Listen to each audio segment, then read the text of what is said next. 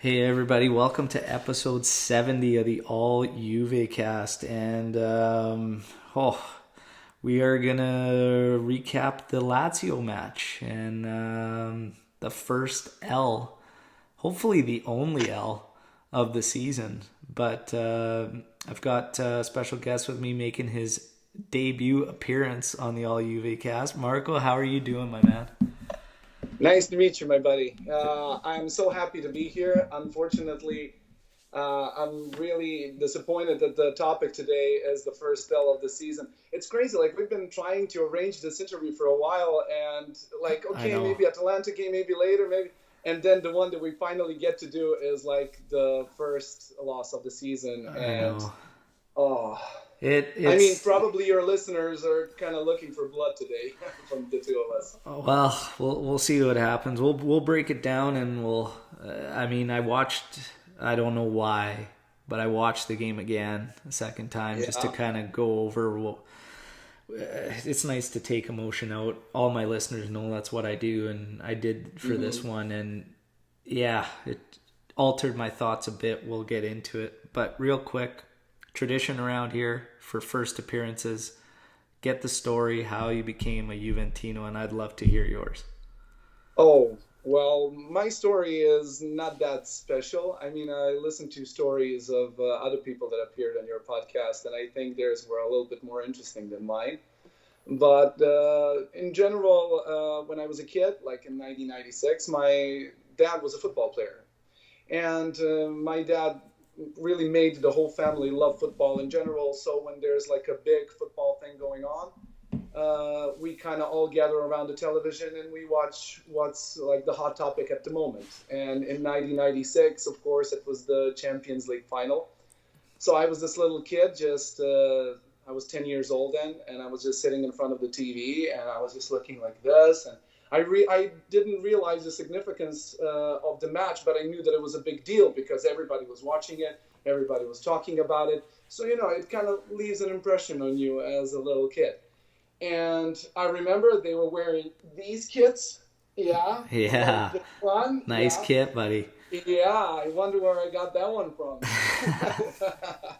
um, I was just under this big impression of the whole thing, and it came down to the penalties, as everybody knows. And of course, the announcer on the TV was like, Vladimir Jugovic is stepping up. He's a Serbian guy. He's really important. So he's like building up all this, and my eyes was just like this big. It's like, oh, our guy is gonna, maybe solve the match. And of course, he did. Yeah, And the emotion that I felt in the time after this was that this club really had something special. And it's not on a sporting level. Sporting level was too obvious. It had something very specific, very something that I could see myself into. It's like a people who cherish tradition, who cherish a certain style yeah, that none other club had, and it kind of just grew on to me. And as time evolved, so that I am becoming a Juventino I am today. nice, nice. That actually is a pretty cool story, man. Because that final is pretty epic, man. Pretty epic. And for those of you listening to the pod, not watching on YouTube, he was pointing to the jersey from the '96 Champions League victory, and he was the lucky winner of that kit from the All Juve cast. Oh Um, yeah, but yeah, no, that's a great story. Thank you so much for sharing there, Marco. Let's get pleasure. let's get to That, the that that's the happy part of the story. Now we have to go down. We have to dig deep now.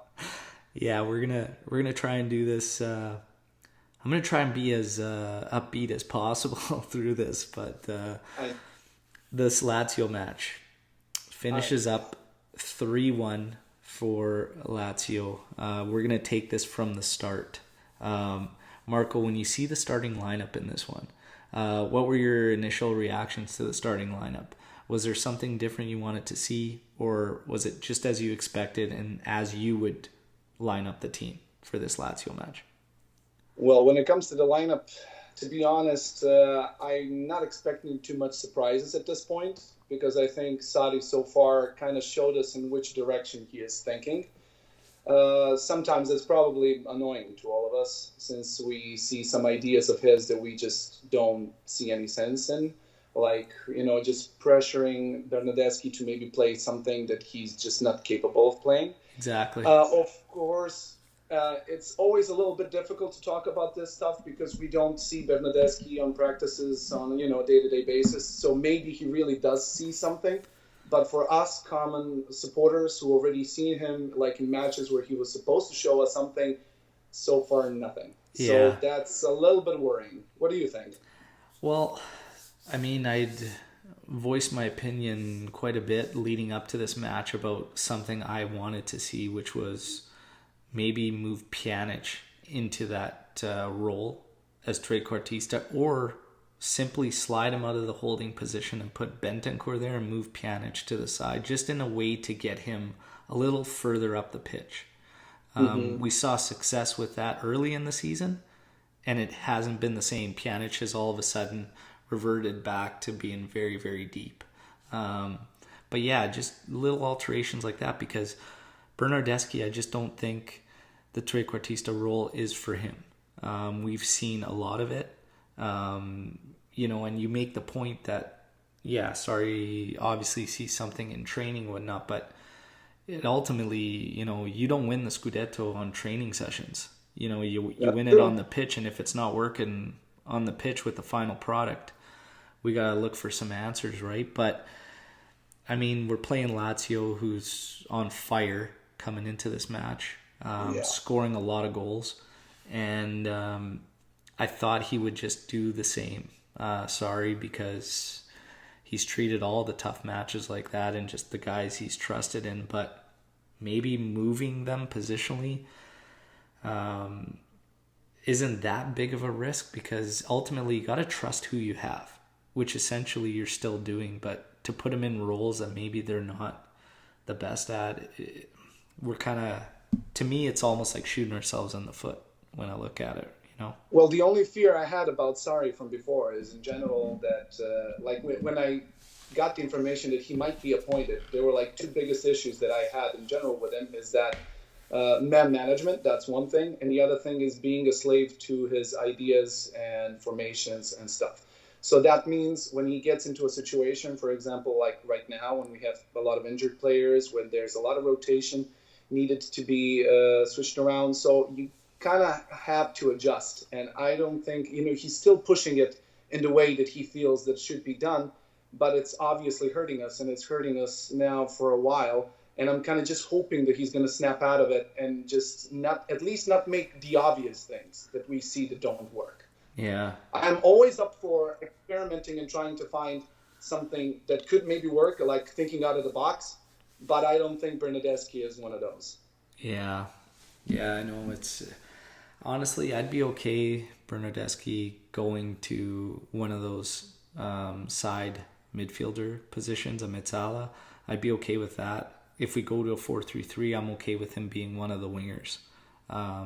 Trequartista just hasn't been his thing. But to be honest, since our plays become stagnant, even those appearances Ramsey was making in there, he didn't look much better, to be honest. So I think somewhere along the line, Sarri's got to figure something out there. But let's get into this match. Kicks off. You've got both sides really into it from the get-go. It didn't take very long into this one for me to tell that Ronaldo was on. He looked into it. He had that. You always see that, yeah. Yeah, and right away, like a couple minutes in, I was like, you know what? He looks interested again, which is good. We hit about 9 minutes into this one, and Juve makes a great passing sequence that's capped off by a shot from Dybala. Great save by Stracosta there. And we were pressing very well, swarming the ball immediately to get it back. I like the way we started this off.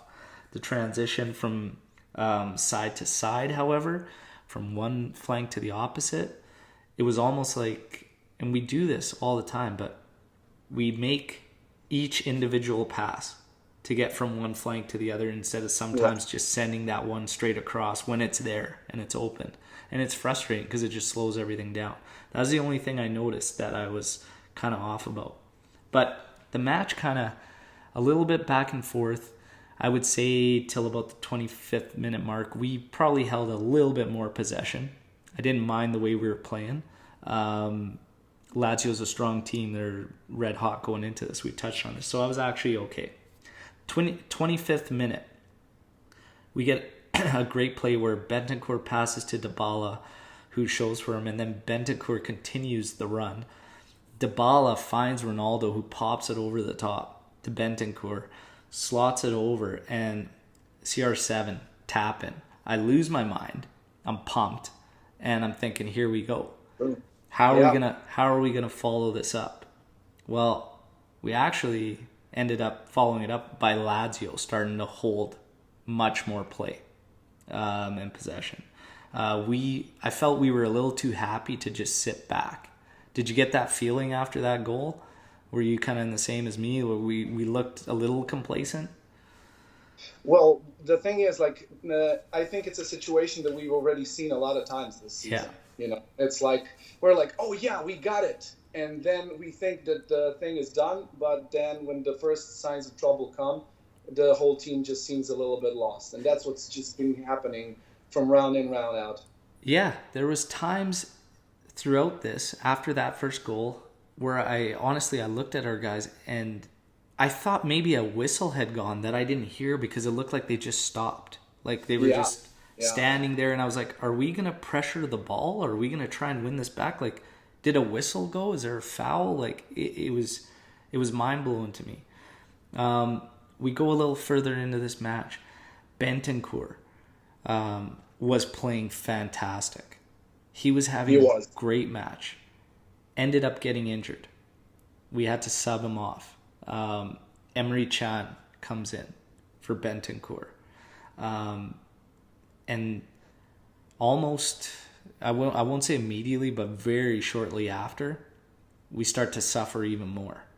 And Lazio starts to really give us wave after wave after wave here. And, they were lobbying for PKs on this challenge from Emery Chan. They don't end up getting it. But immediately after it, on a corner, Lazio ends up playing the ball to Luis Alberto. He fakes Bernardeschi, comes in, great cross. They head it home and tie it. Just too easy. Allowing that wave after wave after wave where we just suffer. And this goes back to last season. Even under Allegri, I just said we're not that team anymore that can absorb that much. And we can't do that. Oddly enough, after this match, Bonucci talked about it. And he said, it's fine and dandy to create beautiful football, but we have to be able to suffer and learn how to suffer and absorb it. And I just thought, number one, we created beautiful football. That was the first thought in my head because I don't believe that. But number two, I disagree with him saying that we have to learn to suffer or whatnot. I think we need to learn on how to minimize the amount that we suffer, because throughout this last month, I've been pretty frustrated in our play, but I found that we've been giving up far too much to our opponents. Would you agree with that? Well, actually, what I think that kind of Bonucci maybe meant by what he said, not to learn how to suffer, it's just to cope with the pressure. Because we are, as Juve, not so much used to other teams pressuring us so much, so we lose all strings of our game when that happens. So maybe he was just thinking that, this is how I interpreted what he had to say in this, because I think what the team needs is not to be like in panic when they see that the other team is kind of taking the initiative. You just keep a cool head and just build up from there, just the same way they did to us. Yeah. We definitely have a big problem, and it's, I don't know, whenever Bonucci comes out talking, especially when I see him, the first goal, we again got an air ball, which was over Bonucci's head. Like, most of the goals that we have, that we kind of took this season always came from these air balls Set and plays, Bonucci yeah. always kind of being in the middle of it. It's just, I don't know. There's obviously a big problem in the team regarding this, and I don't see them fixing it so much. Yeah, I mean, Luis Alberto played a great ball. It was a fantastic No, it was a perfect ball. It literally skinned the top of Bonucci's head. Very, very unlucky for him not to just deflect it enough to stop it. But again, it's just the flat nature of our play after that goal. You know, and a lot of people were saying they were very happy with the first half and whatnot. I watched it back and I'm just thinking, you know, I was probably happy with about 20 minutes of it total. Yep. So yeah, around 20 minutes. Yeah, and that leaves that leaves 25 minutes and some stoppage time where we were not up to it, you know, and that level of approach and intensity was completely different from 20 minutes to 25. Okay, and it, for whatever reasons, obviously we could sit here and analyze forever, but that continuously has been happening for a long time, and this dates back to Allegri, because even last season, and the reason I keep going to this Allegri thing is because immediately after this match, everybody brought up the discussion of Allegri. Yeah, I saw. Yeah, I was like, why do you have to bring up the guy? And it's like, oh. For me, absolutely had to move on from Allegri. And the problems that we are seeing this season are problems that he suffered with as well. Last year, we were notorious for only putting together moments throughout a performance. 20 minutes here, one half here. That's been following us around all last season. And it's still apparent this season.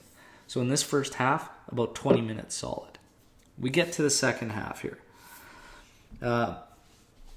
Starts off a little bit back and forth. But we're about 10 minutes in here.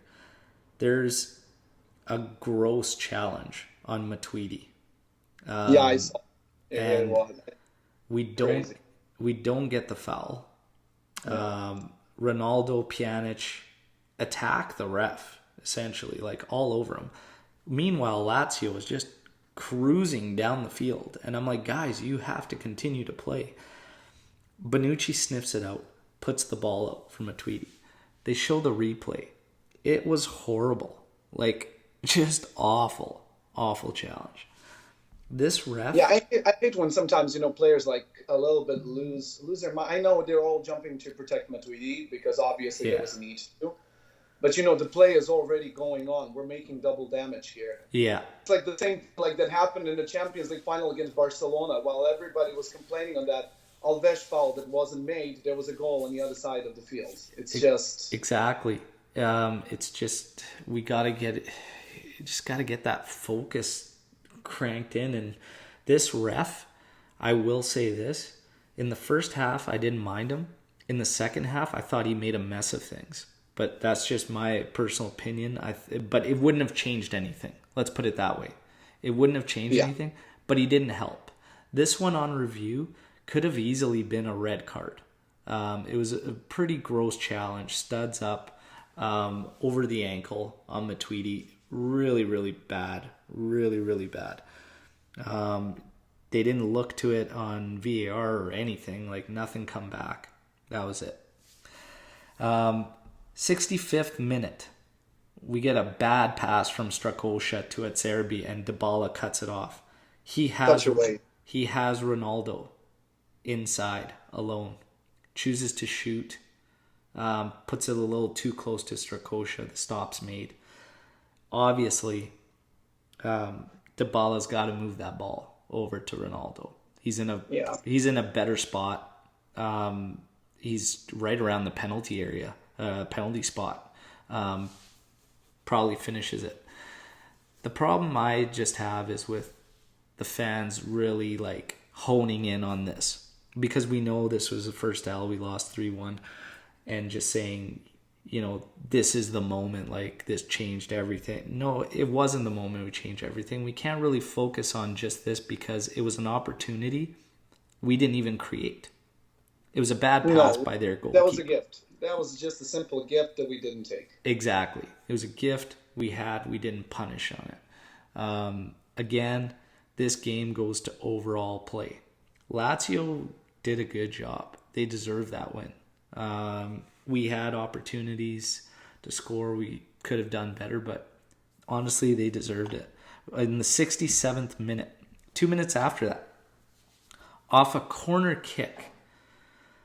I don't know what is going on with our set pieces, our own set pieces, but we are just so bad at corner kicks, like in set pieces. The deliveries throughout this match were so poor from our end. This Yep. counter, they got a counter attack immediately off one of our own corner kicks. That Quadrado. Okay, what's your opinion? I thought he could have It was, done. He could have it done was, way bro. better. It's a red card, 100%. But Yeah. what was Quadrado doing? He could have just applied pressure and just ran alongside him for a bit. He arguably he had a couple steps to get to the ball. Well, the thing is, Cuadrado's general weakness is that he's not so strong on the ball. So physicality in duels is not actually his stronger side. So that's in general one of the biggest problems of even having him as a right back, because he often has to get in physical contacts with opponents much stronger than him. Luckily, they always try to adapt the game that he always has a lot of coverage so that he can use his energy and speed to go up front. I mean, that was the general idea of using Cuadrado and before him also Cancelo in this position. But Cuadrado is generally not able to, and he just tried to get into this, body check, like trying to make it difficult for him. But he is, how many times during a game he just falls. He just can't control his balance. And especially in a situation like this, he probably also had the adrenaline because, it's a clear-cut chance for them. And he just reacts instinctively. And, yeah, what can you do? I mean, I wish his reaction was a little bit different in this situation. But, yeah, it was a clear red. No doubt about it. It's clear red. I found the decision shocking for him to do that with Matuidi and I believe De Ligt also tracking back behind him. He just needed to apply some pressure and just hold up. He probably didn't even see them. Probably didn't even. Well, yeah, probably. But he still had steps to the ball. That's the part that really got me, is that he probably could have just won the race. And even if he just puts it out of bounds, we're like, it's okay, guys will get back. So it was a shocking thing all around. But let's keep. Maybe what you are saying to me now is like what would have been instinctive reaction from a natural defender. True, good point. Which Cuadrado is not. We can't, we can always say when some games are done, oh, he did a magnificent job at the right back position, and often, especially this season, he does.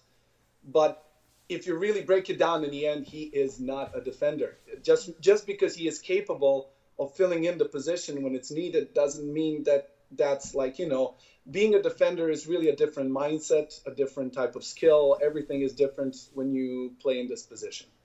Yeah, that's just it. And yeah, I mean, he's done a good job, but lately it's starting to come out, the fact that he's not truly that back, right? But we keep going in this one, and Quadrado gets the red, so we bring on Danilo and we take off Bernardeschi. Yeah, I mean, and it makes sense. Let's get another defender in there. It's 1-1 at this point. Let's go from there. 73rd minute. This incredible ball gets played through. You don't think much of it, and Sergei Milinkovic-Savic settles it on a dime and turns and fires home. Great goal.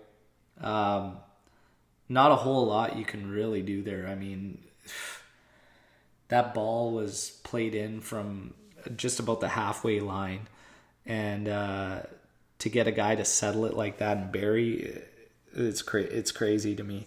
Right away, everybody's... Oh, Delict maybe could have had a little bit of a better reaction there. Like, I don't know that he was really that much oriented in the situation where his player was, where the ball was. He kind of looked... I kind of felt that he had it too close. He kind of looked like he was looking for offside there and whatnot, but I'm just like, he was pretty tight by the time the ball settled.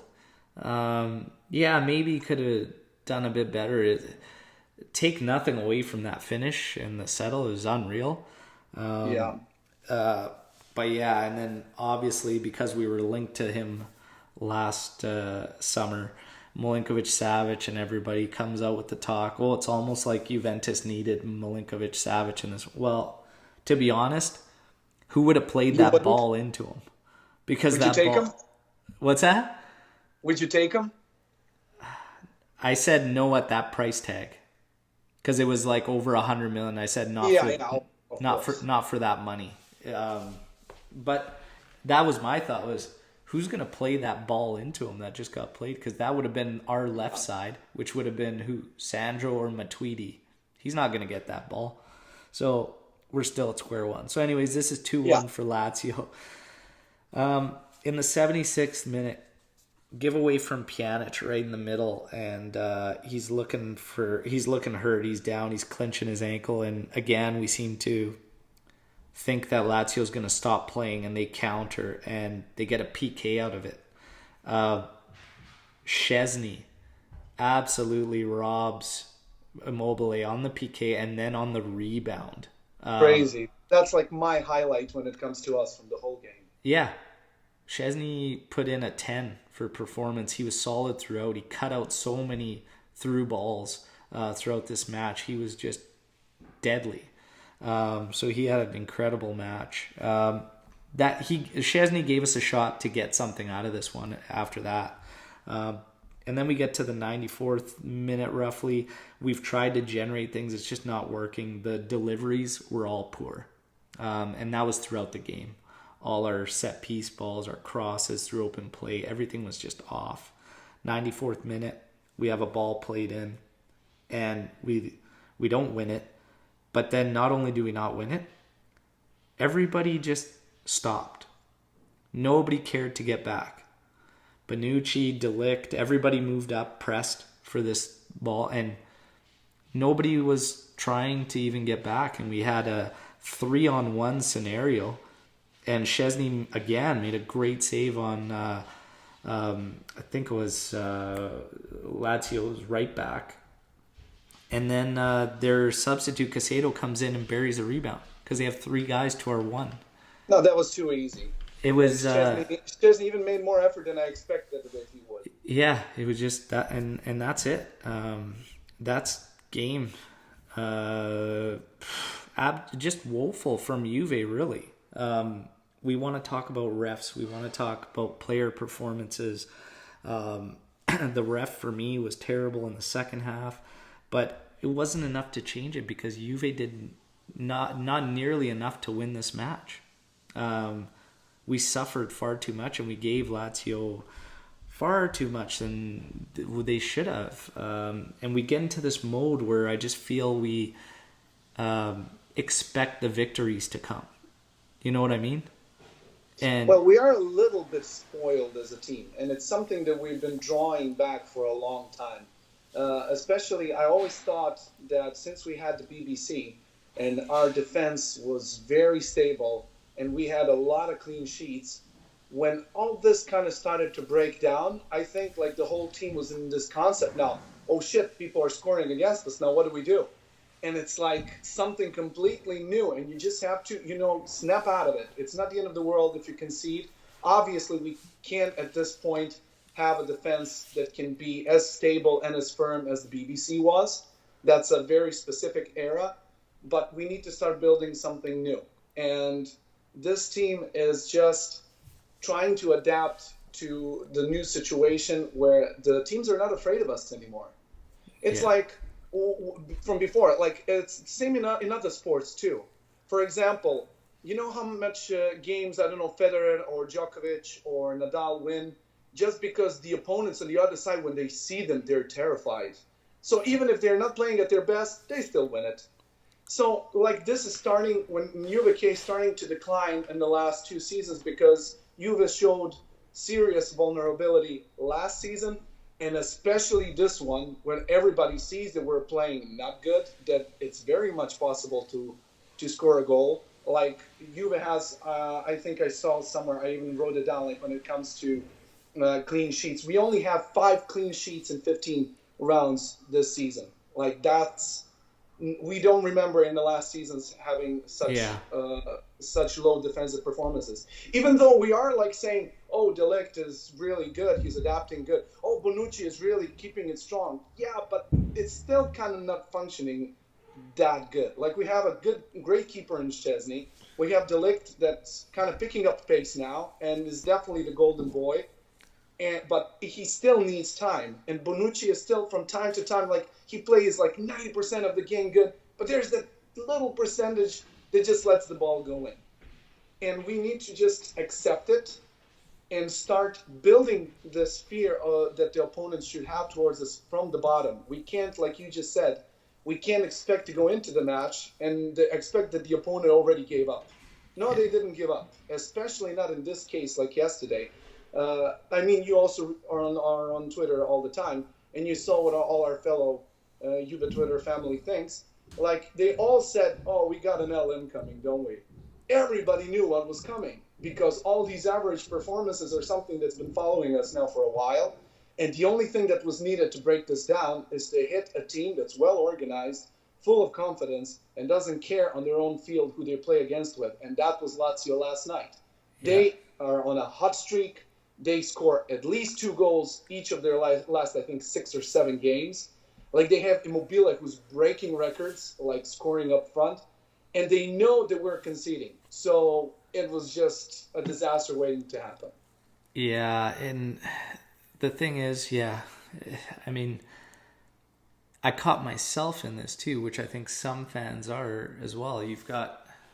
I wasn't surprised by it by any means, but I almost reverted back to what we're used to. And I thought, you know what, we'll just grind it out. It'll be ugly, but we'll grind it out. And after I thought back to myself, and I was like, oh man, my gut reaction was right. You know, that bad premonition you had. Yeah. And I had it against Atalanta too. I had a bad premonition, but then... Me too. I'm just going to turn on the light for a second. I'll listen to you. You got it. And then, we just... Yeah. We come out, we find wins, but now it's, you talked about it. We have to grow, we have to develop. The frustrating thing is that we had a little momentum at the start of this season where you could see the progress. You could see what we wanted to get out of the season, what we wanted our play to become. The problem is that probably ever since the match against Merda is that it's gone opposite direction for us. Now, my question to you is, why do you think that's been happening? Because Juve Twitter is a crazy place right now when we try to analyze what... It's been a while. So it starts to get a little crazy because it comes down to players. It's always players. It's always our midfield. But I have some arguments against that. That is just a midfield. Ultimately... And then you have some fans talking about Sarri. And, we shouldn't judge him now because he doesn't have his midfield. To be honest, a manager may go through his entire tenure with a club and not have the midfield he wants because of so many factors when you take in the mercados and what goes on that he may not ever get. So we can't wait on that. We do have to judge him based on the job he's doing with the guys that we have. So I just want to get from you what your thoughts are on why we've kind of hit this 180 and are kind of going in the opposite direction of where we were from the start of the year. Well, the thing is, like, it's weird because I think sometimes you even gets a little bit comfortable knowing that even if you play good, you're going to win it in the end. So, we had like a rough period, and you always think, oh, it's going to be fine in the end. And then, like, instead of getting slapped, you actually make a good result. And like, yeah, you see, it works. But you can't rely on this on a longer period. It's just a matter of a moment where everything is going to fall apart. And of course, all of us are coaches and all of us are sporting directors, and we all know best and, have ideas who to bring in, who to put in a starting lineup. But since we can't do any of that, like the only thing that we're left with is pointing fingers, like whose fault it is. Because, is it, like you said, is it the midfield? Is it Sarri? Is it some? I think there's a lot of factors going on. Yes. And I kind of feel that Juve right now is in a transition period. What's sad about it is that in this transition period, like, with the all rebranding and trying to change the club football philosophy and, trying to push yourself up, you can see that we're making these changes to be like an elite club, and we already are an elite club, but like in the ranks, when it's in marketing ranks of Manchester United or Real Madrid, like to be really globally as a brand, like you see that like all the accents are pointing in these directions. So the only bad thing is that in all this, like you have Ronaldo, who's now supposed to carry all this, but he's right now not having so much to work with, and it's making it difficult for both him and us, But I personally really believe that it's all going to crystallize at one point, but we're so used to success at this moment that I don't think anybody has patience anymore. Nobody wants to wait. Like you said, they would fire Sarri today. Like, oh, what the hell is this? Just wait a second. This is the thing. So I totally understand the fans that are like, well, we take it one game at a time and whatnot. But the issue is, you can take it one game at a time, that's fine. But when the overall play is just poor, there's issues. Not only the play, but when I look at the actual team's demeanor and attitude and approach, that's probably the part that bothers me the most. The fact that we can't approach a match with the proper focus and level of intensity for longer than 20 minutes at a time is really worrying to me. Like, more so than anything. Not factoring in players that I believe are in positions they shouldn't be, and the fact that we don't reward players that deserve more time, and we go back to our fail safes. Yeah, true. Sami Khedira obviously undergone arthroscopic surgery and whatnot on his knee, so he's out for 3 months. But how many more starts would he have got, even though he was in a poor run of form, before we went to Bentancur, who unfortunately got injured in this one? I'm still waiting for a report to find out what happened. But how many more starts would Sammy have been getting? And this just probably more than we would like. And that's what I mean, right? And it starts to have this snowball effect. And now you've got players that, geez, man, like, I don't know. Bentancur comes out with an interview stating that Sarri had mentioned to him he could become one of the best midfielders in the world. How can you tell a guy that while you're still playing Sami Khedira at the tail end of his career over him in almost every single match that you get an opportunity to? You know what I mean? Sometimes everything's got to make sense. And lately for Juve, for me, when I look from the outside looking in, things don't make sense. Some of the moves we make from the board don't make sense. The way we play, the way things, Sarri says, when he came in at the start, he said all the right things. And the nice part about it was we could see what he was talking about start to take fruition on the pitch. It started to line up, and we're like, okay, this is good. This is what we've all been asking for. Yeah. Somewhere along the lines, he's started to change, and he's starting to now defend the very things he's getting criticized for, the very things Allegri was starting to get criticized for as well. And the odd thing is, the things he's defending now are contradictory to what he was talking about wanting to do at the start of the year. So it's really odd, right? And Yeah. I'm not sure if it's because this is the first time he's had this weight of this level of expectations, right? Being with Juve. Maybe Juve has changed him and not for the better. He's got time to figure it out, but that's why I said at the start of this match, we gotta try something new, something different, because it's not working. But when you look at the players themselves, let's talk about players in this Lazio match. We talked about Szczesny standing out, having a great performance. Who else was good for you? We know Paulo Dybala, this was his 200th match for us, for Juve. How do you think Paulo did?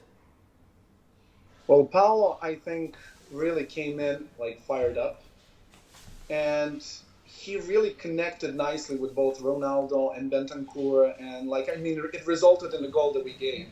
Anyway, so I think he really wanted to continue his good run of form, but obviously, like you said, something is not ticking.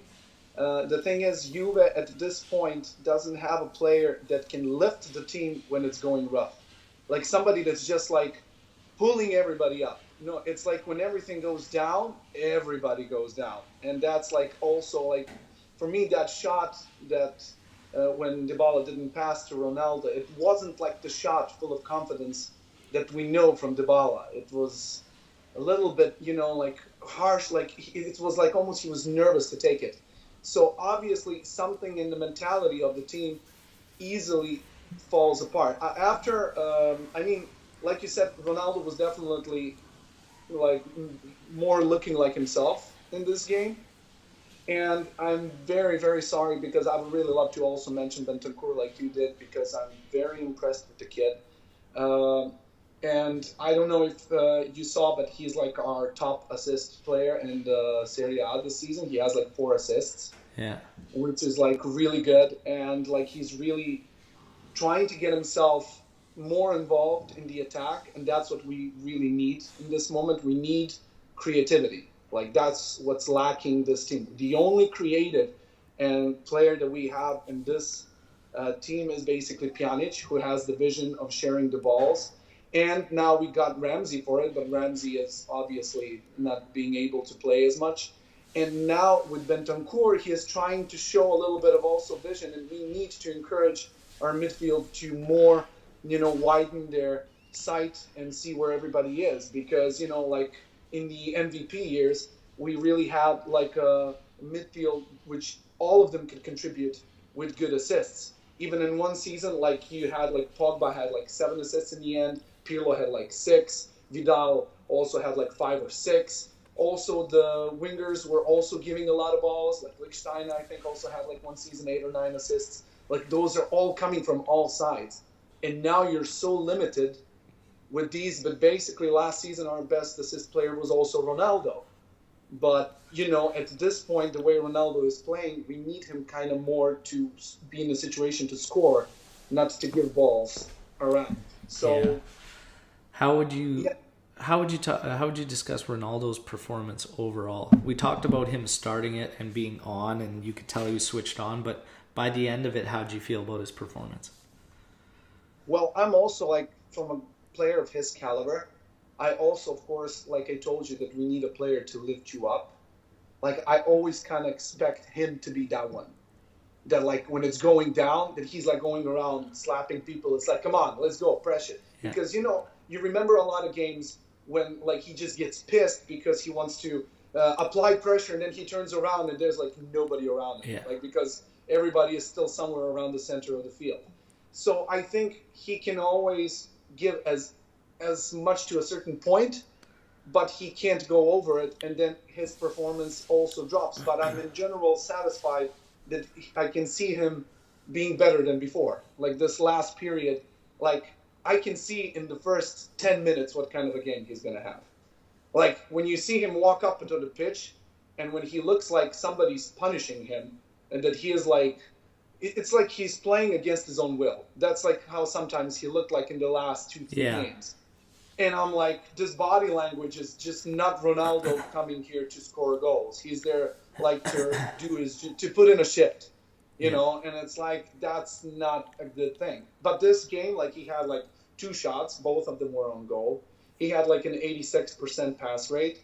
He had like I think 2 successful dribbles. So that's still not like a Ronaldo epic level performance, but it's way better than what we've seen in the previous period. Yeah. So I'm kind of hoping that this is going to be like a build-up stage. Like, I don't know. What do you think? I think for Ronaldo, he started off great. I think I could say the same for Dybala. I think as the match went on, they both kind of fizzled and faded. But I don't think it's their fault, individually. I think it's, again, our overall style. Our flanks, like I thought Sandro had a pretty poor game, personally. Yeah. Quadrado, the same until he got taken off. But even Danilo on his entry, our flanks offer zero support.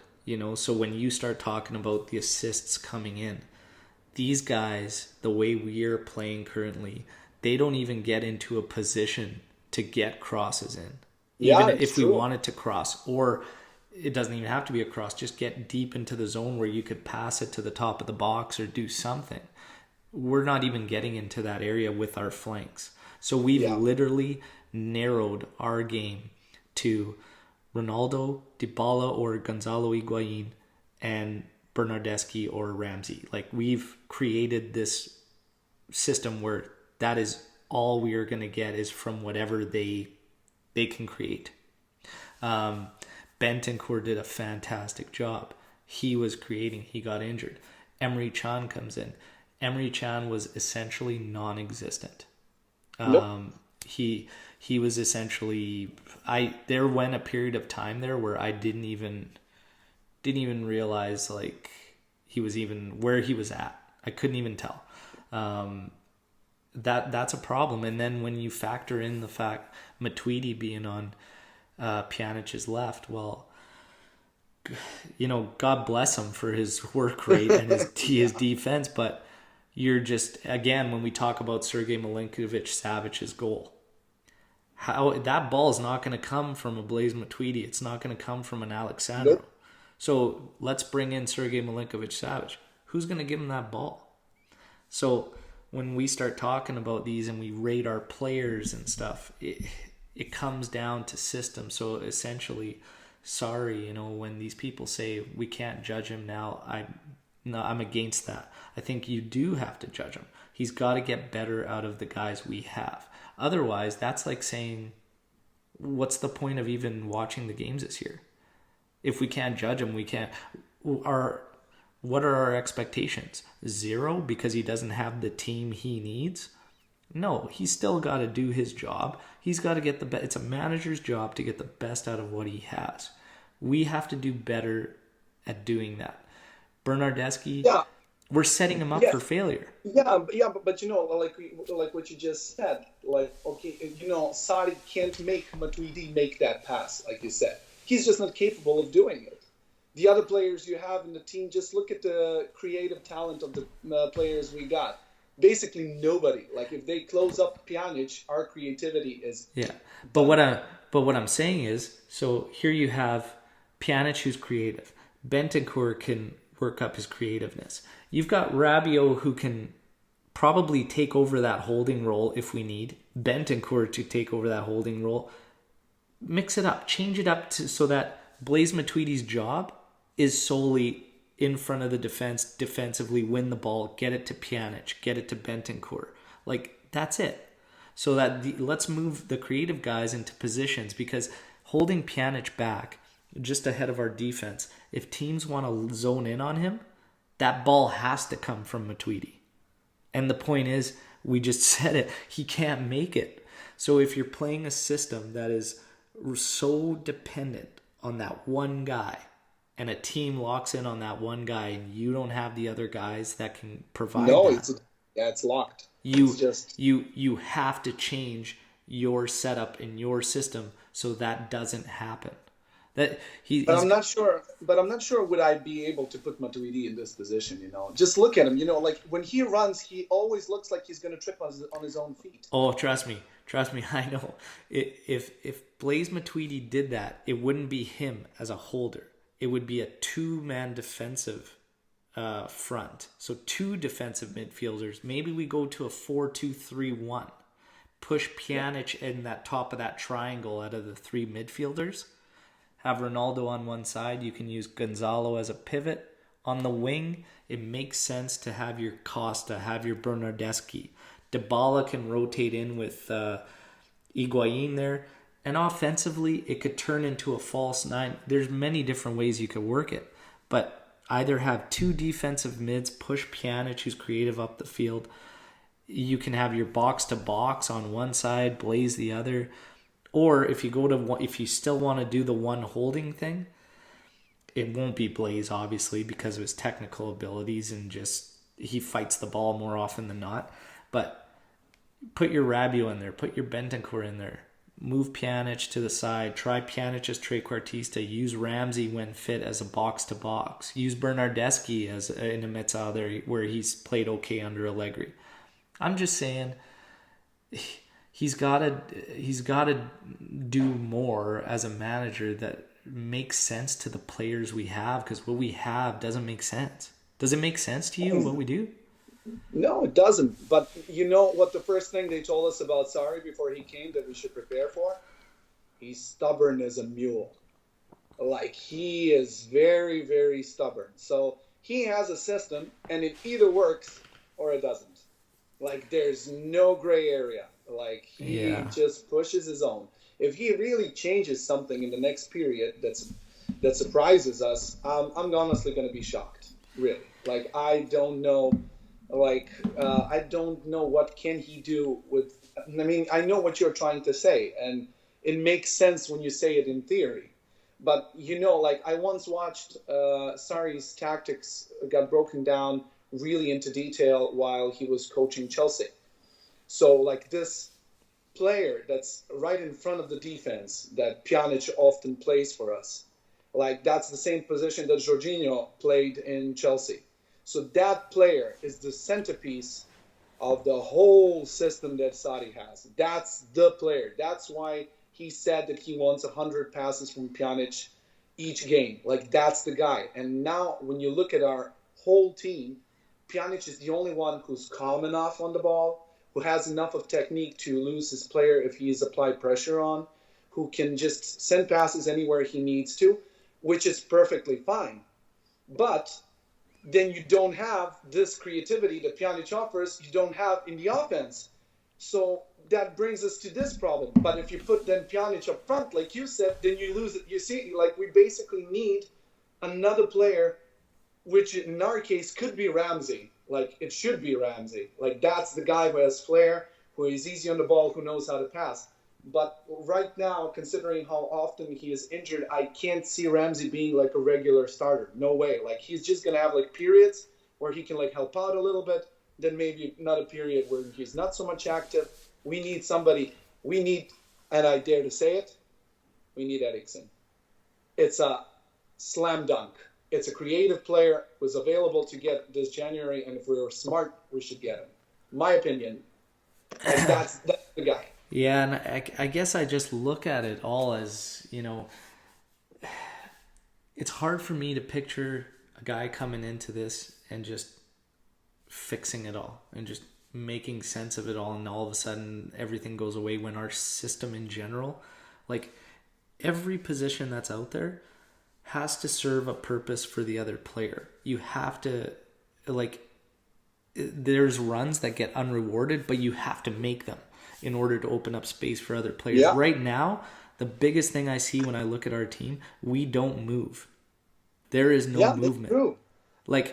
Where have we played a through ball to anybody and got a defense on the run or run at them? We play so slow and right in front of them. To me, that's not our players. That's just a system that doesn't put us in those positions. It doesn't. Well, I always believed that I mean, obviously, this is just my opinion, but like you should make a system that's suited for the players you have, not put the players you have into a system that you have fixed in your head. And Like, you know, and yeah, that's exactly what Sarri said at the start of the season. And I know. his correction for that was he's going away from the 4-3-3 and he's going into this 4-3-1-2 because of the players he has. So his theory was that'll allow him to get 2 out of the 3 on the pitch at all times out of Ronaldo, Higuain, and Dybala. So that was his theory, and he could use Bernardeschi and Ramsey as trequartista. I always believed Ramsey could do it. The issue is he just can't stay healthy. No. It's been such a short period of time with us. He's on his 3rd injury already. Douglas Costa. There was talks when he was coming back. Sarri said I could use him in that role. Douglas Costa has played there before, very, very limited, but he had. But the issue is Costa can't even put in a cameo appearance for 20 minutes without getting injured as well, because now he's out as well. J Medical's turned into a hotel for our players. Yeah. We got Costa, Ramsey, Rabiot, Khedira, Chiellini, and Bentancur now. Yeah, it's this is bad. This also, I get it, is playing into Sarri's hand, as well as what he can do and whatnot. But you know, we're coming into a match against Bayer in a Champions League. We've already locked up top in the group. What would you do in this one? Is this where you get some answers? Maybe try, you know, a Pjanic say a little hard. Do you try something, or is he just going to stay status quo? Do you try and regain some momentum with the formation you have? Like, what would you do? Well, at this moment, it seems to me that team has some issues, and considering all these injuries, I don't see how much of a room for experimentation does Sarri have. Like, just you see, so you have like Ramsey, Rabiot, and Khedira and Bentancur injured. That's 4 midfielders, and Chan is not registered.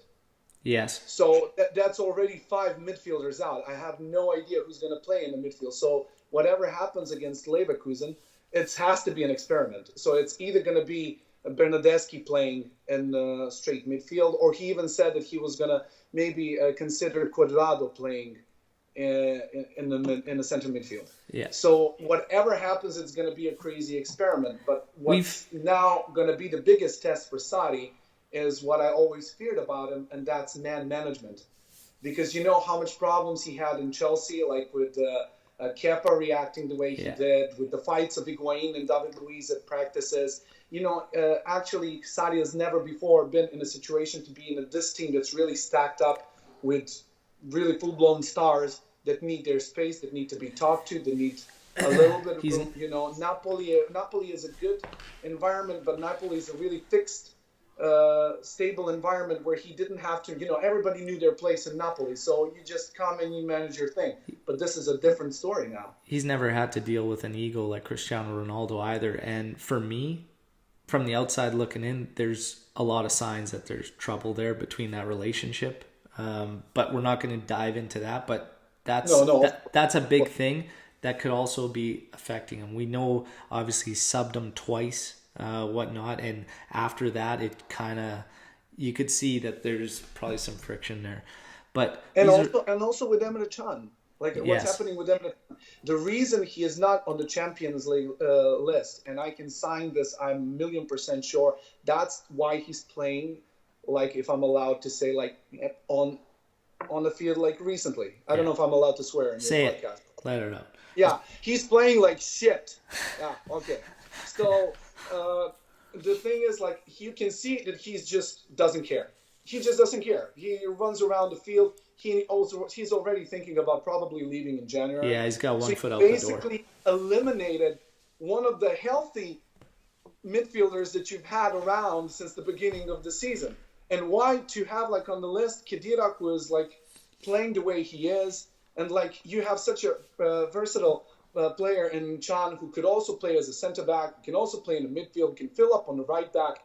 He gives you so many possibilities, and you just remove him. So this is also man management that's been done very poorly in this case. And I think it didn't seem that it was going to hurt us that much at the moment when it happened. But now you can tell that it really does. Let me ask you something. Would you make an alteration and get Quadrado up as a winger? Do we start looking at, a possible 4-3-3 and move him up and bite the bullet with DeCilio, Sandro, and Danilo as our backs and use Quadrado to give those guys breaks sometimes in order to get him up the pitch to help the offense? Because all of a sudden through this struggle, we don't generate as much as we did at the start of the year. So It's just the actual chances now are becoming fewer and fewer.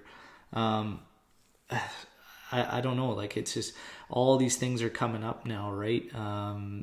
Of things that we could do to maybe help this squad progress. But do you look at possibly going to a 4-3-3? Well, yeah, but who's going to play in the midfield? Are you talking like next game or in general? In general. Do we abandon the 4-3-1-2? You talked about it. We talked about it. You have to have a system that matches who you have. Would you say the 4-3-1-2 matches who we have? Well, no. I think no, because everybody who tried the trequartista role kind of just dipped. Like, they're just not finding their place there. And Sarri tried, both Dybala. He tried even pushing Bernardeschi there. Like, when you say, he's constantly trying to find solutions for this position, but he doesn't have a player who can fulfill his potential at this. He even pushed Bentancur on trequartista role. Yeah. And that was a disaster. That was a disaster. So, and for me, that move was a clear sign that Sarri is desperate for this position, because I don't see any other reason to push Bentancur there. And I think 4-3-3 at this point makes more sense, but I think also what Sarri is trying to do is to find a way to make Ronaldo and Dybala and however possible Higuain or whoever else attacking all in the same lineup, and I don't think that's possible right now. I think they can play together, but not in this system. Something needs to be changed. I think he needs to just stop doing it. I think he needs to stop trying to worry about getting all of them on the... He's already said, even in a 4-3-1-2, we will not see all three of them together. He says they don't have the characteristics to play in that system. Because none of them can play trequartista. That's the only way they could all three be on the field. The problem is that at the start of the season, Ramsey with... in behind Dybala and Ronaldo was our best. It looked our best hands down at the start. Yeah, I agree. But, and this goes back to my point of guys playing their positions properly, making the right runs, overlapping from the flanks. At that time, we had so much movement, and the ball play was going out wide, coming back in through the middle, up to the front, out wide. We had so many angles of attack. Everybody was doing the right things. And we played with urgency and dictated the tempo that it made it easier to play in those roles. Ramsey stood out. It looked great. But now, since we're starting to judge the same positions, we play far too slow. Our whole overall level of play is so slowed down, which makes it easier to defend. We have, on our own terms, because Juve is Juve's worst nightmare. As always, yeah. Yeah, we're our biggest enemy. We have taken out the flank play on our own. We don't make the overlapping runs anymore. We've taken that aspect of our attack right out. It's not even a threat when teams defend us anymore, which now allows them to just stack that middle. And that trequartista, I don't care who you put in there. He has no room. There's no room. We're so congested in there because our play has literally just been funneled to one spot. Yeah. And for me, that's why I started looking at this personnel thing, and that's why I even ask, do we switch the formations? Do we get a little bit wide? We have to we have to get back to being able to attack from different angles, because right now we're so pigeonholed into the middle that it's too easy to defend. And the chances naturally, as we become easier to defend, decline.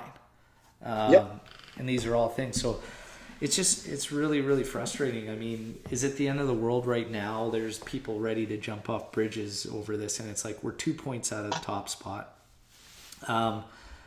I think the biggest fear is just, as you've stated, Sarri is known to be so stubborn, so hard-headed. Like, he's got more than enough time to right the ship.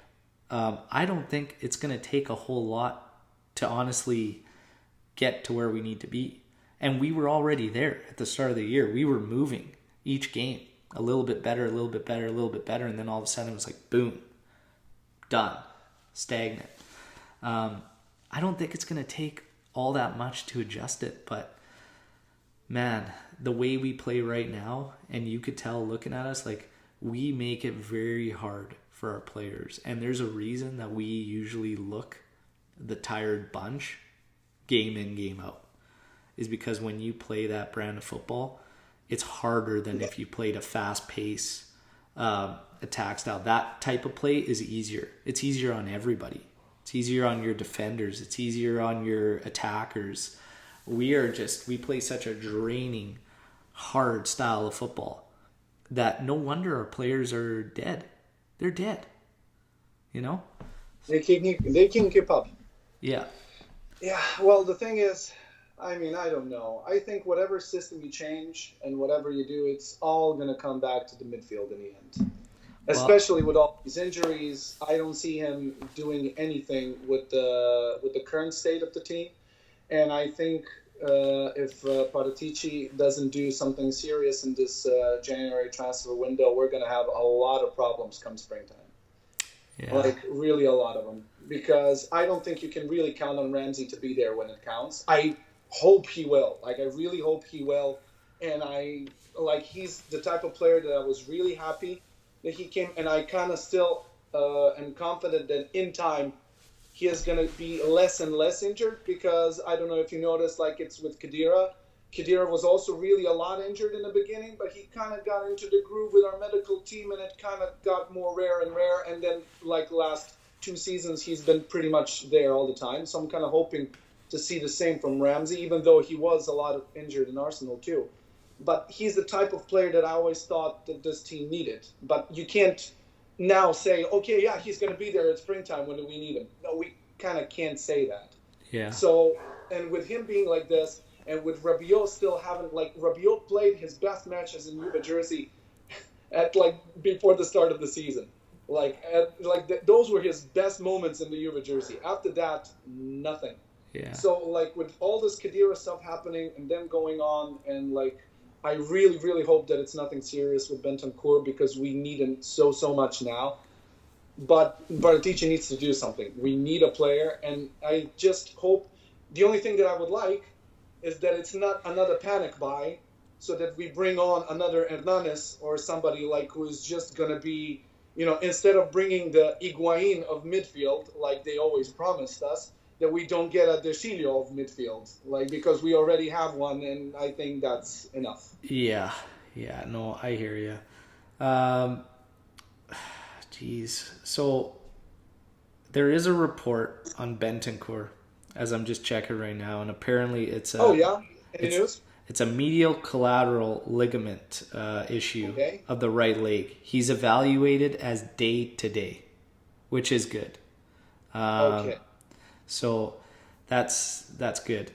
You talked about Eriksen being a lock for you, and a guy Juve's got to go after in January. I want to talk about, we seem to think Emre Can's he's got one foot out the door. There's talk of Can Rakitic swap. Would you do that swap? Oh, no, not at all. Rakitic is a class player, but we really need to find, like, Can is 24, 25 years old, and Rakitic is already, like, we already have a very high average age of the squad. and we really should think about players who can be really useful in the future. We don't need, even if we bring in Rakitic is maybe good for 2 seasons, maybe 3. Then it's already, and he's not going to come for a low salary. So you got other high paid players. Here's just playing devil's advocate. Okay. Has Chan's performance so far, and just his overall term with Juve, so factoring in last season and what we've seen so far this season, you still won't justify bringing in Rakitic. Would Rakitic not give you more than Emre Can can? Well, since Rakitic already played, and this is not talking about, just finance and stuff, like just hypothetically, do you think Rakitic in a spot similar to Chan's would be more beneficial to Juve than Emre Can in his current state? So that's factoring in not expecting... Let's be fair. If Juve put you in a midfield at this moment, you would be more beneficial to our play than Emre Can is with his current state. Like that. Buddy, I'm a midfielder and I bag 21 goals a season for my club. You think that's what I'm talking about. So, I think we should suggest you to Paratici. It's the cheapest and most logical solution to this. I'll tell you what, I'll join for half of what Sammy's getting. So Paratici... Oh, really? That's so modest of you. Give me half of what Sammy's getting. No, the thing is, it's for me, of course, Rakitic would give really what we need in this moment, in terms of, for gameplay. But, for me, swapping a 25-year-old player, I would rather, instead of doing this, have serious talks with Can, put him back on the list, show some faith in him, and bring him back, because I think Can could help if he was really motivated and he was really a part of it and he could do it. Of course, they're comparing him to Khedira now, they're the same, because Can is not even trying. He came and they gave him big promise. You remember what he said in that interview? They gave him big promises. They told him a lot of things. They really hyped him up. And then when it was most important, they pulled the plug.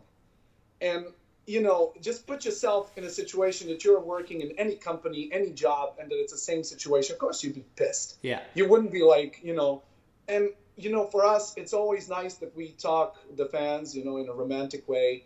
Oh, he should fight for the badge, and everything. Yeah, but not all players are like this. And the age of romance is seriously dying if it's not already dead. So, he wants to play, he wants to, win trophies, and he is being treated like he's not needed. So, I would rather push to get him motivated back up than I would now make a swap for a player that's already in his older stages. I think Can is 40 million euros valuated now? Yeah. Something like this. It's almost the same amount they asked for Eriksson in the January transfer window, since his contract is expiring on summer. So for me, that makes way more sense. I don't know.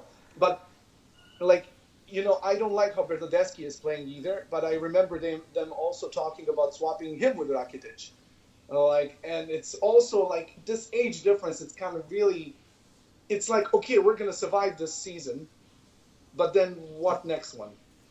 So the thing is, when you're looking at these you're factoring in age, Emre Can, but here's the thing, it's we may have already lost him because of the reasons you touched on, which were fantastic. Granted, he's probably mentally checked out, Emre Can. He's got one foot out the door. He's done, so he's probably not given his true performance. Being able to mend that relationship and keep him, you think is more beneficial than going after Rakitic. If we were in a situation where Emre Can has already, it's done, I think making the swap for Rakitic is honestly fine, because you factor in ages, but you can't factor in age because you've already lost this guy. You've burnt that bridge. He's done. He's checked out. To be able to swap for a guy like Rakitic gives us the experience. Granted, his age is not what we want, but we should be making moves with other guys to bring in younger players, So to make that swap is actually okay. Obviously, think about it. If Rakitic theoretically would come, you know he's going to be on a hell of a payroll. Well, Yeah, this is another thing too, though. This opens up a can of worms that I've been heavily all over, which is why we present contract extensions and pay yep, raises to guys that do not need to get them. It's yep, that simple. We've had quite a few that are up this season, and they were ready to extend those like last month, and it was like Matuidi, Bernardeschi, Quadrado they did extend. Benucci they extended. I'm fine with Benucci one. Quadrado I would have waited. Bernardeschi, Matuidi for sure. Wait till the end of the season. See what develops. See what options are out there. Because this is the reason why these discussions even come up. Because if we didn't have these guys making this kind of money to bring in a guy like Rakitic's experience level and his skill and ability, because I think he's a class midfielder personally. yeah, for sure. No word about it. Yeah, The only reason we're talking about that is because we have money tied up with guys that shouldn't have it, you know? And now we've got Mario Mandzukic, bless his soul, the guy's a beast, a warrior, but he's not in the plans anymore.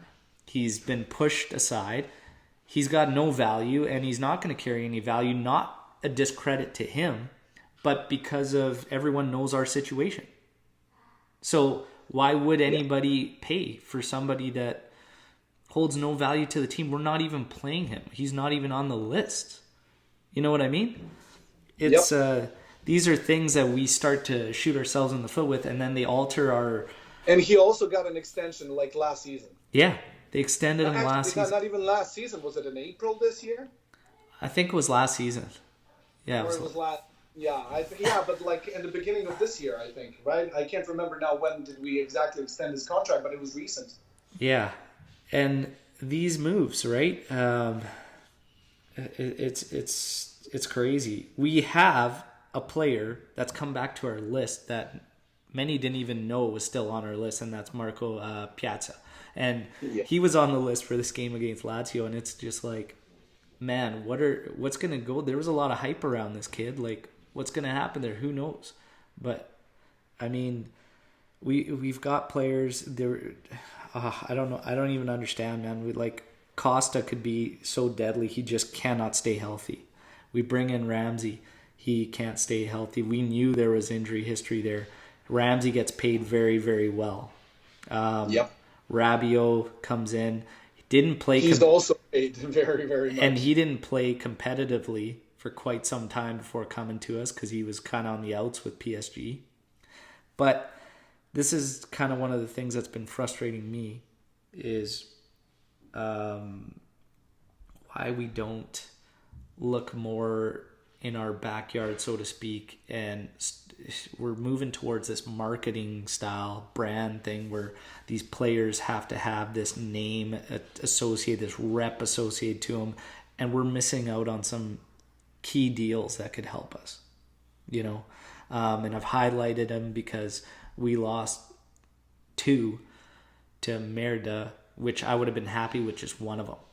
Stefano Sensi or Nicolo Barella, like just one of them would have made a big difference to us. Exactly in the position many of us feel we need to upgrade. Not saying that Rabiot and Ramsey aren't upgrades. I think they're upgrades just because we had nobody as far as depth goes last season. So to say it was an upgrade, the bar wasn't set very high. We had nobody, you know. We had 2 subs. We had 3 position midfield. It made 0 sense, but now all of a sudden we've got 3 fullbacks occupying 2 positions, so we've had to use Quadrado. We keep doing things like this. It's mind-blowing. I don't know, and it's not what a team that's aspiring to win the Champions League is supposed to do. Well, that's just it, right? I mean, we can't keep taking, you know, 1 step forward, 3 back, because that's what continuously keeps to happen. And if you think back when we were so close and we were making those Champions League finals, how did we improve the team? When you look back on those finals, we didn't. We lost a lot, and we've never actually regained. We've tried to fill in, and that's really when I noticed how much we were taking players and altering their positions was after those finals were reached and we had those players exiting. That's when I noticed it. And it's become a problem surrounding us. I was always sad that Tevez left the same year Dybala came. Yeah. I really had like this feeling that Tevez is going to be around in the first Dybala season, like to be a little bit of a mentor to him. The Argentinian, both great technique, both great sense of goal. I really thought that. But Tevez was an absolute beast for Juve. He was unbelievable. That was a guy I was questionable when they signed. Like I was like, we were all pissed that he got the number 10. Oh, I remember the reactions. And Everybody was out of the mind. And he was unbelievable for us. But yeah, I mean, we just need to sort it out. Like from the board to the coach to the players. The players got to take a long look in the mirror after this one.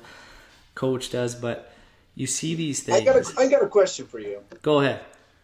Since we're in dire need of another midfielder, to help us out until the summer, what do you think about Marquisio? Oh, he is home. He is available. If he got offered a 6-month contract to help out, would you do it? This is what hurts me. I know. That's why I'm asking. I'm looking for difficult questions. This is what hurts me because I love Marquisio, but I just don't. I think it's the same. We're in the same boat with say Ramsey or whatever. I think Marquisio's just limited now, right? If any boost that he gives, it's not the boost we need because he would be huge for the locker room, right? But and just giving that. You talked about it, your story of how you became a Juventino, right? With feeling that there was something more about this club, that richness, right? Yeah. That history, that's what he is. He essentially embodies Juventus. But with Buffon coming back and kind of taking over that role and just providing that, I don't think he gives us what we need on the pitch anymore, unfortunately, sadly. I think what he would give us is something that we already have covered. If it was the Marquisio, back in the day, in a heartbeat.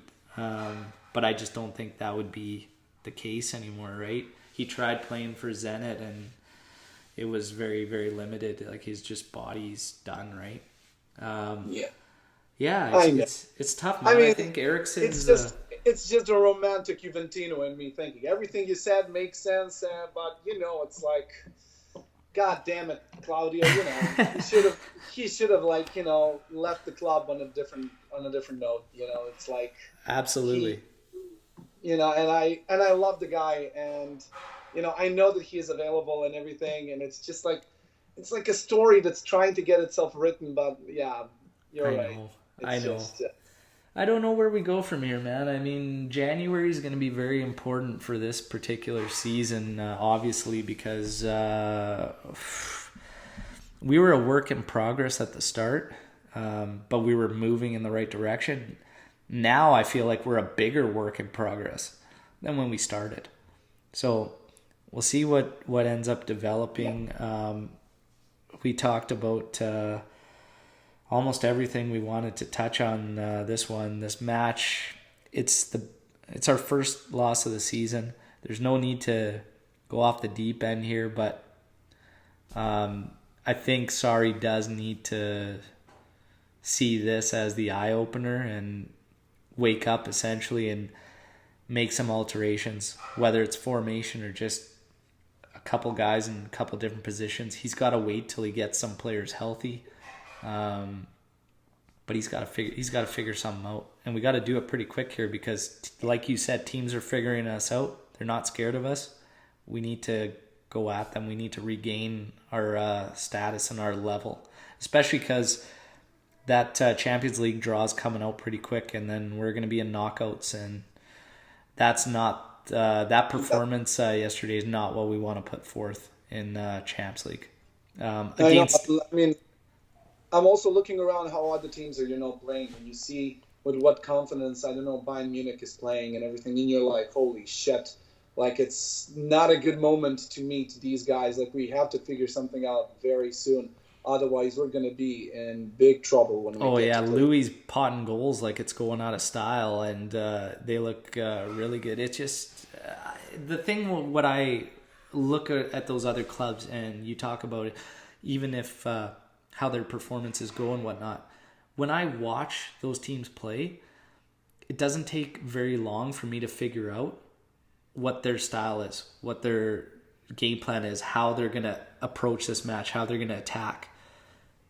And this is the thing that we've lost from the start of the season. You used to know what you were going to get and how we were going to find our chances, and we were creating a lot. That's all gone. Now we don't really know. Like yesterday when we fell down 2-1, I remember the first thought that popped in my head, how the hell are we going to find this goal?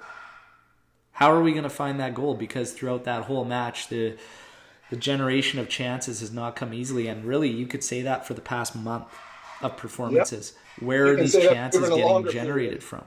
So we'll just have to see what comes and what develops. But Marko, it's been awesome having you on.